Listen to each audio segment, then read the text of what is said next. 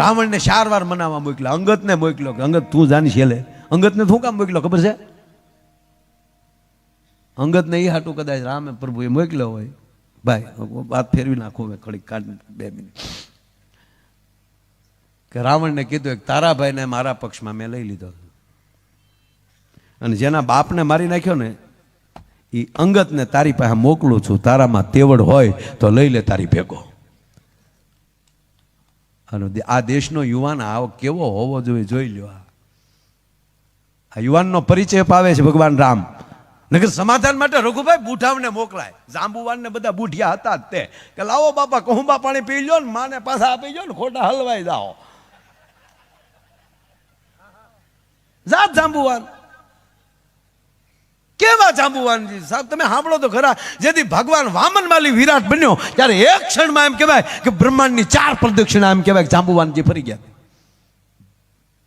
આવો બલવાન જાંબુવાન એનો મોકલ્યા. નકર સમાધાનમાં તો ઠરેલ બુદ્ધિને જ મોકલવા જોવે ને. મારા પ્રભુ રામે આખો કાયદો ફેરવ્યો. મારા દેશનો યુવાને આવો સિલવાન હોય છે, જોવા સમાધાન માટે મોકલું છું. અને રાવણની કચેરીમાં એક 21 વર્ષનો યુવાન આમ અંગતે જ્યાં પ્રવેશ કર્યો. નકર કાયદો હતો સાહેબ કે રાવણની સામેલી નજર હટાવાય નહીં. એની કચેરીમાં બેઠા હોય ત્યારે પ્રોટોકોલનો ભંગ થાય તો સોયતરા કાઢી નાખે. નથી આપણે ઘણા ઓફિસર આવે હજડ બમ જી જી. એક નવા એસપી આવેલા સાહેબ, બહુ કડક નવા એસપી. આપણે જમતા હોય તો ડીશનો ઘા કરીને જી સાહેબ. પાછા નવા સાહેબ હાવ બહારથી આવેલા, આઉટ ગુજરાતમાંથી. અને સાસણ જેવી પોલીસ ચોકીની મુલાકાત અને રાત્રિ રોકાણ કે છાવત જો છો ને ઓકે અમે તો આવી રીતે રહેશું. સાહેબ સવારમાં વોકિંગમાં નીકળ્યા. હવે ખડ મોટું થઈ ગયું ને, ભાડીઓ કવો હતો. એ સાહેબને ખબર નહીં ને વહેલા હરી ગયા, હરા એરું હરે એમ. હવે ઈ કવામાં પેલા ભૂત થતું એવી માનસિકતા. એટલે સવારમાં સાહેબ હિન્દી બોલે ને ગામડાવાળાને છું ભૂત છું, કોઈ ત્યાં જાય નહીં.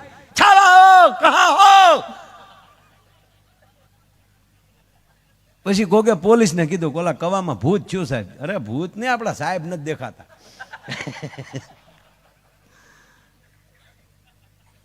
એટલે ક્યાં ક્યાં અંધારા જેવું તો હતું. કદાચ સાહેબ હોય કોણ હોય કોને ખબર. કે દોરડું નાખો ને, દોરડું નાખ્યું અને બધા અધિકારીઓ દોરડેથી ખેંચતા હતા. સાહેબ જ્યાં બહાર આવ્યા ને તો સાહેબ એટલા કડક પ્રોટોકોલ જોવે ને, એટલે કે આ તો આપણા સરસે જય હિન્દ હતા તો ક્યાં ગમ દઈને 3 વાર આવું છું ને ત્યાં તો સાહેબના ગોબો ઉપડી ગયો. પછી સાહેબે અડધેલી તળિયેલી ચાલુ કર, પ્રોટોકોલ કો છોડ દો લેકિન દોરડા મત છોડના.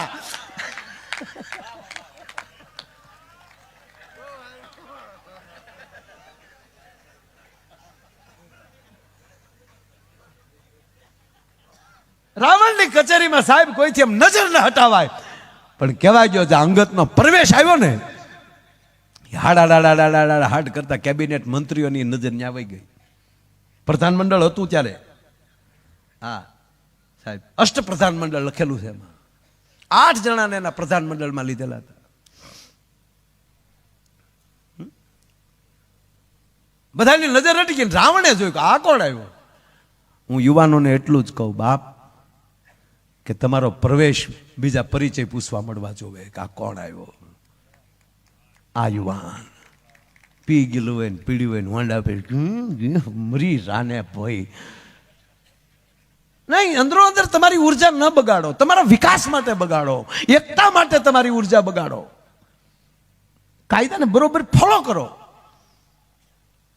એને બદલે આમ મોબાઈલ હોય ને ઘૂમ કરતો જાતો હોય. અને મેં જોયું છે સાહેબ, રોડ ઉપર રખડું છું, 20, 22 વર્ષના યુવાનોને મેં ટ્રકના જોટામાં ગળી જતા જોયા, નાની એવી વાયડાઈના હિસાબે. પણ કોઈ દી 22 વર્ષની જનેતાને જઈને કોઈ પૂછ્યું કે દીકરાની કમાણીની વાટે માં બેઠી હોય, દીકરાની લાજ ઘરે આવે તે દી માની પરિસ્થિતિ શું થતી હશે. લોહી રોડ ઉપર ઢોળાઈ ગયું હોય, કૂતરા લોહી સાટતા હોય. આ દેશના યુવાનો તારે લોહી જ વેરાવવું છે ને દોસ્ત, તો મિલિટરીમાં ભરતી થઈ જાય ને, તારા એક લોહીનું ટીપું તિરંગાને ઉજળો કરીને દેખાડશે અને આજીવન અમર કરી દેખાડશે તને. અંગતમાંથી લેવાનું નીકળે કે આ દેશનો યુવાન કેવો હોય. રાવણ પૂછે છે, કોણ છો તું? એક જ મિનિટનો આ પ્રસંગ મને નીકળ્યો એટલે લઉં. કોણ છો તું, એ વાનર? અને ત્યારે અંગદ કહે છે, મેં અંગદ વાલી કા બેટા. રામાયણ જોજો તમે. હે રાવણ, નામ સાંભળ્યું છે વાલીનું? હવે જેને 6 મહિના બગલમાં રાખ્યો એને નહીં ઓળખતો હોય, પણ રાવણી વૃત્તિ વાળો હોય ને, અહંકારમાં કે નહીં, હા હા થા કોઈ એક વાનર, હા મેને નામ સુના હે. રાવણ બોલે થા નહીં થા. અને પછી જે રાવણ ખીજાય છે સાહેબ, રામાયણમાં જોજો તમે, હે અંગદ, તારી જનેતાને કુખે તું પાણો પીડ્યો તો સારું હતું. જેણે તારા પિતાને મારી નાખ્યો એની ફેગોર ભળી ગયો તું. માટે હું તને કહું છું મારા પક્ષમાં આવી જા. હવે રાવણને ને અંગદને કાંઈ બીજો સંબંધ કરો તો જોજો હાણા થો માર્યો. કે અંગદ મારા પક્ષમાં આવી જા અને આપણે બે એક થઈને તારા બાપનું વેરવાળીએ. અંગદ જવાબ આપે, મહારાજ, મરનારો માણસ કોઈ દી ખોટું બોલે કે ના? મને મારા બાપ ઉપર ભરોસો છે કે મારો બાપ મરતા મરતા રામના હાથમાં બાવડું હોપતા ગયા છે. એનો અર્થ એ થયો કે રામ મારા બાપનો વેરી નથી, મારા બાપનો કલ્યાણ કરતા છે, અને એણે બાવડું આપ્યું છે તો મારા માટે રામ ભગવાન છે. અને હું એટલું કહું મહારાજ, મારા પિતાજી મહાન હતા, પણ લખણ તમારી જેવા હતા એટલે ભગવાને માર્યો. ધંધા તમારી જેવા હતા એટલે હું આપને કહેવા આવ્યો છું મહારાજ, કે જે તમને બગલમાં રાખી શકે એને જો પ્રભુ રામ મારી એકતા હોય તા તો રાવણ ખીજાણો. એ વાનર, તારા જીભાન ઉપર કાબુ રાખ. કોણ છે તમારે મારી સામે લડે એવો? કારણ કે જેનથી બીતો હતો એને જ ભગવાને મારી નાખ્યા. આ રાવણી વૃત્તિ. પણ જેને માર્યો એ ભૂલાઈ ગયું કે જેને માર્યો એ તો બાપુ હામો આવ્યો. વાલી ગુજરી ગયો તો એને એમ છો કે હવે કોઈ છે જ નહીં દુનિયામાં. અને બોલે છે અંગદ સામે કે હે અંગદ, તમારી ફોજમાં મારી સામે લડેવો છે કોણ? જાંબુવાનને બુઢાપો આવ્યો છે. રામના બાણની તાકાતની મને ખબર છે, પણ એની શક્તિનું હરણ મેં કર્યું છે તો એ લડી શકે એવી પરિસ્થિતિમાં છે નહીં. અને મોટા ભાઈની આ પરિસ્થિતિ જોઈને લક્ષ્મણ પણ લડવાના મૂડમાં છે નહીં. બાકીના વજ્યા તમે બધા નાના નાના વાંદરા, એ તો નદીના કાંઠાના ઝાડવા જેવા છો. જેથી નદીમાં ઘોડાપૂર આવે ત્યારે હડુડુડુડુડુ કરતા ઝાડવા એમ કહેવાય કાંઠામાંથી તણાઈને દરિયા ભેગા થઈ જતા હોય, એમાં રાવણ રૂપી નદીમાં ક્રોધ રૂપી પૂર આવશે ત્યારે તમે બધા તણાઈ જવાના છો. એટલું કે સાનો મનો બેસી જાય તોય માભામ રહી જાય. પણ હવે રાવણ બોલ્યો કે એક વાંદરામાં મને કહ દેખાણો. કે કોનામાં મહારાજ? કે થોડાક દી પહેલા આવીને મારી જે લંકા હળગાવી ગયો ને, હનુમાનનું કયો છો મહારાજ? અંગદ કહે છો મહારાજ આપ પણ વેદના ગાનારા છો. આપના મુખમાંથી એના વખાણ નીકળ્યા એટલે જમદળ જાંબુ વાંદ યંગદ નલ સુગ્રીવ ના રહ્યા હજ લગ હનુમાન કાયમ બેઠો કાગડા. હવે અમારો બાપ હનુમાન બધાની આગળ થઈ ગયો, એ વાત ફાઇનલ. પણ હવે વાત આવી તાકાત ને, હવે મને એવું લાગે છે મહારાજ તમારી બુદ્ધિ બેન્ડ મારી ગઈ છે. જો આ દેશનો યુવાન વાત હવે આ હે લંકેશ, તમારી બુદ્ધિ બેન્ડ મારી ગઈ છે, તમારી બુદ્ધિ ભ્રષ્ટ થઈ ગઈ છે. નકર આ શબ્દ ન બોલો મહારાજ.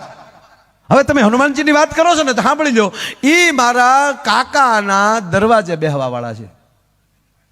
સુગ્રીવને રખોપું કરે. સુગ્રીવ સૂર્યપુત્ર છે, સૂર્ય ગુરુ છે હનુમાનજીના. ગુરુની આજ્ઞાથી એના દીકરાનું રખોપું કરે છે. કે મારા કાકાનો રક્ષક છે, બોડીગાર્ડ આજની ભાષામાં કહે તો સાંભળી લો મહારાજ. એની કરતા અનંત ગણી તાકાત મારા કાકા સુગ્રીવમાં, એની કરતા અનંત ગણી તાકાત મારા બાપ વાલીમાં હતી, અને એની કરતા અનંત ગણી તાકાત એના દીકરા અંગદમાં છે. રાવણ તારી હારે લડે કોણ? તારી ભરી કચેરીમાં પગ મૂકું છું જો આ દેશનો યુવાન ચેલેન્જ કરે. ભગવાન રામ આ શીખવે છે આપણને. એક 21 વર્ષનો યુવાન રાવણની કચેરીમાં પગ મૂકે, તારી હારે લડે કોણ? તારી ભરી સભામાં એક અંગત વાલીનો દીકરો પગ મૂકે છે. એક તલભાર જો તારી સભામાં કોઈ મારો પગ ઊંચો કરી દે તો સોગંધ રામના માં જાનકીને મૂકીને મેં હાલતા થઈ જાઉં. એમ કરીને આમ થાપો માર્યો ધરતી ઉપર અંગતે, તો રાવણ ગાદીએલી પડી ગયો હતો. પડી તો ગયો પણ 10 મુંગટ હેઠા પડી ગયા. અને મુંગટ દડદડતા આવ્યા ને એક બાજુથી વાલી અંગતે દોડ દીધી અને એક બાજુ રાવણે દોડ, સત્તા છે ને મુંગટ છે એ લેવા હાટું દોડ દીધી.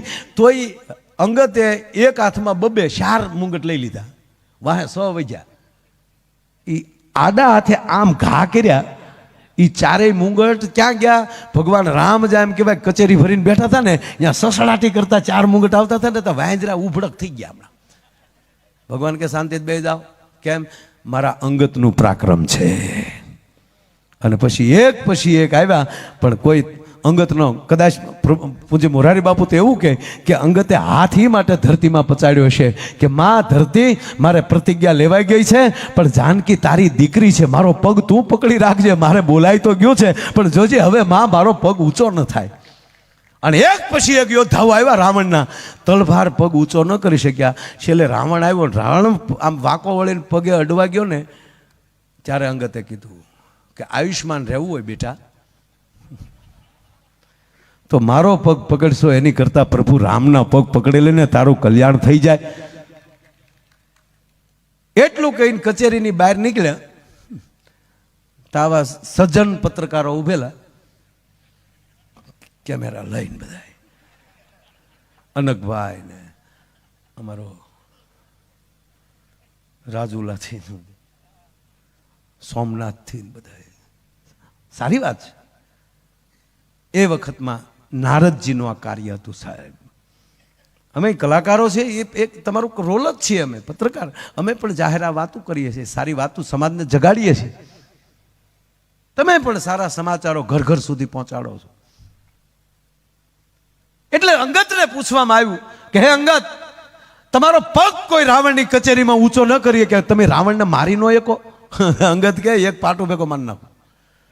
કે કેમ? તા કે હું 6 મહિનાનો હતો ને, ઘોડિયામાં હિચકતો હતો, તેથી મારા બાપુજી આને ઘૂઘરો કરીને મારા ઘોડિયા બાંધ્યો હતો. તેથી હું 6 મહિનાનો હતો ને, હું તો થપાટો મારતો હતો. હવે 21 વર્ષનો થઈ ગયો, પાટું ભેગો મારી નાખું.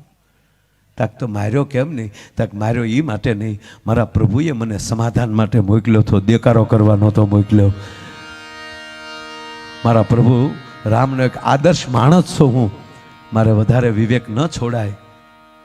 અને હું મર્યાદા પુરુષોત્તમ રામનો દૂત છું, હું રામનો માણસ છું. તો કહેવા ગયો આપણે બધા ભગવાન રામની ભારત ભૂમિના સંતાનો છીએ. એટલે એ વિધાન્ય ધરા ભારત ભૂમિ અમણી રતન પાક દાયાવા, રતન પાક દાયાવા.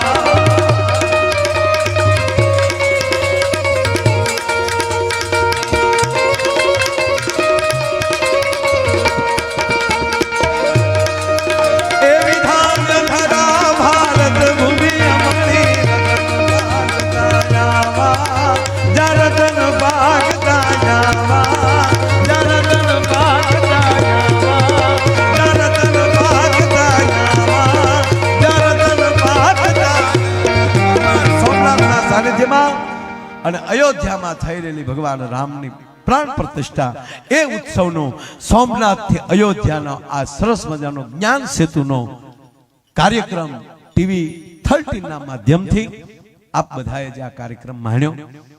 સમય ઘણો બધો થઈ ગયો છે, પણ આપ બધાએ જે મહેમાનો પધાર્યા, એ ટીવી 9 ના આખા સ્ટાફ વતી, ભાઈ કીર્તિદાનભાઈ વતી, મુનાભાઈ વતી, આપ બધાનો હું આયલી જાહેરમાં આભાર માનું છું. અને કાંઈ વધારે ન બોલતા આજના કાર્યક્રમના અહીંયા પૂરો જાહેર નહીં, બીજી વાર ન મળીએ ત્યાં સુધીના એક વિરામ આપું છું. આપ બધાના ચરણોમાં કોટી કોટી પ્રણામ, ભગવાન સોમનાથના ચરણોમાં કોટી કોટી પ્રણામ, ભગવાન કૃષ્ણના ચરણોમાં, શેષ નારાયણના ચરણોમાં, અને ઈથી કહેવાય ગયો કે અહીંયા મહાપ્રભુજીની બેઠક પણ છે, એના ચરણોમાં પણ પ્રણામ. અને જગતગુરુ શંકરાચાર્યનો અહીંયા શારદા મઠ પણ છે, એના ચરણોમાં પણ પ્રણામ. દેહોત્સર્ગ ભૂમિને પ્રણામ કરી આજના કાર્યક્રમના વિરામ આપું છું. અસ્તુ. જય શ્રી રામ.